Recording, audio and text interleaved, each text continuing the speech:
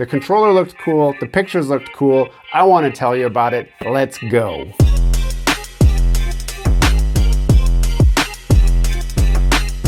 Hello and welcome back to Gears and Tech. As you may know already, I have recently acquired a Nintendo Switch, and one of the problems I have is that I'm used to using a regular size controller, and the Nintendo Switch Joy-Cons are a little bit on the small and cramped side. So I've purchased a number of big hand controllers. Today we are going to be reviewing this Nexilux Pro Twincon-Troller for NS console. Right off the bat, I wonder if this is really Nexilux.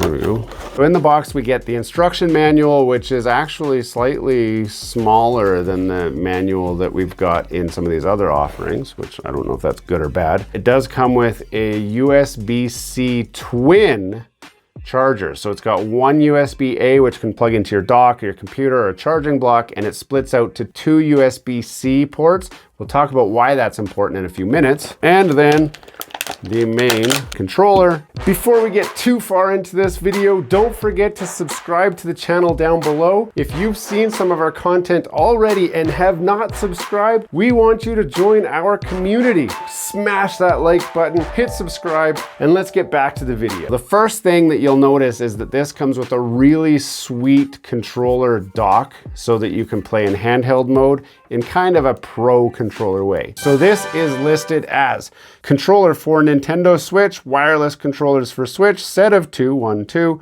with grip, turbo programmable, gyro axis, ergonomic, LR controller joypad compatible. Blah, blah, blah, blah, blah, blah, blah. These are about $44 on Amazon Canadian. You can get them for cheaper if you're in the US. And I will put links in the description for this controller if you wanted to, give it a try for yourself. It has standard button layout for your X, your A, your B, and your Y. It has 360-degree smooth joysticks. That is these. Now I'm going to talk more about these smooth joysticks in a few minutes after we get to the end of the features, because I do have an opinion about those, and I think you might want to hear it before you decide if you want to buy one of these or not. Powerful attack. They're trying to say that's what these are. So your shoulder buttons actually are quite nice. They're very low throw. They got a high click rate, which is awesome. And they've got a little curl to them. That's probably where that power comes from. And that will allow you to really curl your fingers over it and pull it without them slipping off, I guess, if that was a problem. So you get that powerful attack. 4 refined D-pads. Now, interestingly enough, if you saw my review about the Hori controller, we talked specifically about the D-pad on that not feeling like a Nintendo D-pad. This one actually feels like a Nintendo D-pad, even though it is not an officially licensed Nintendo product. So that's surprising, but actually feels quite nice. Same with these buttons. They are very nice to push. These do have 6-axis gyro controls, so any game that allows you to use gyro motion, you can use that with these, as well as using them as individual Joy-Cons, just like you would with the regular Joy-Cons, which is also quite nice. Comfortable to hold. Now, in this docked mode, I agree, they are actually quite comfortable. They fit nicely in your hand. In this mode, if you're trying to use them sideways, they're not so comfortable. This one's not so bad, but this one I think gets that bulge on the wrong side, and that's kind of weird.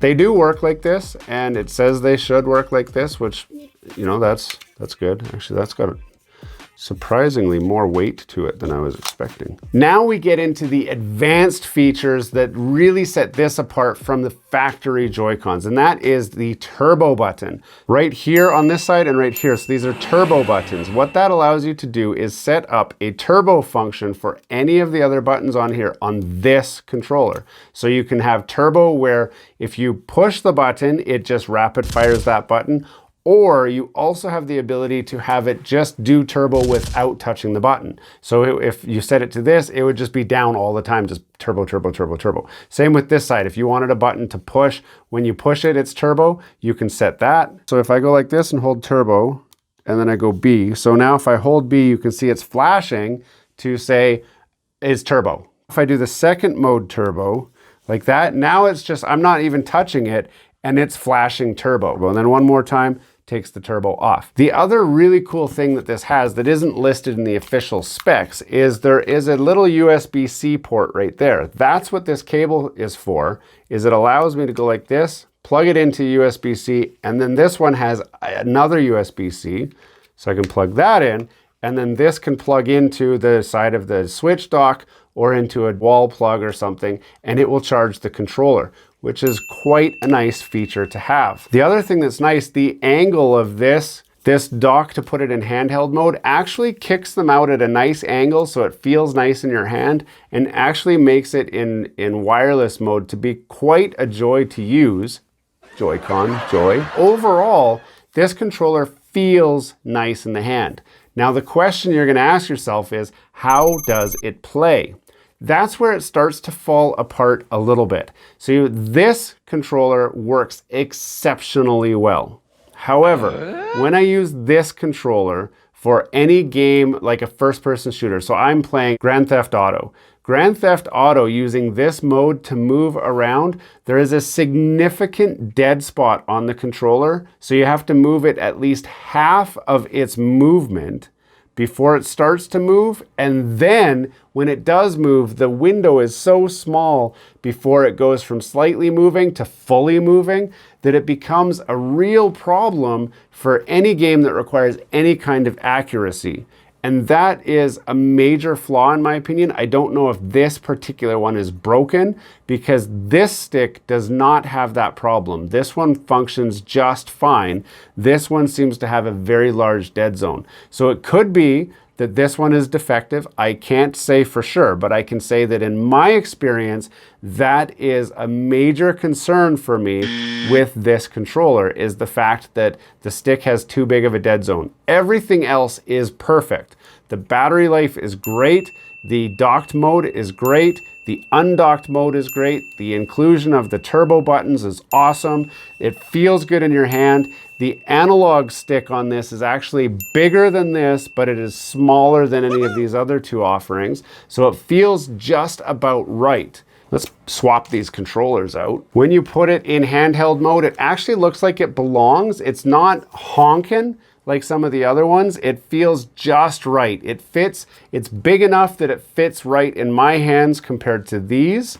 How does it dock? Well, let's find out. Now, if you've seen my other review video already, you know that I've got this, which is just a little attachment that allows me to charge my other Joy-Cons from the Nintendo Switch. So one consideration for me is, can I put it in the dock and have it dock? And the answer is no. If you have an accessory like this, or any accessory that uses the USB port, this will block both USB ports. And that is a downside of this controller, is that I need to remove my USB to allow me to dock this. This blocks, as you can see, both USB ports, not just one. So even the bottom one is half blocked, the other top one is fully blocked.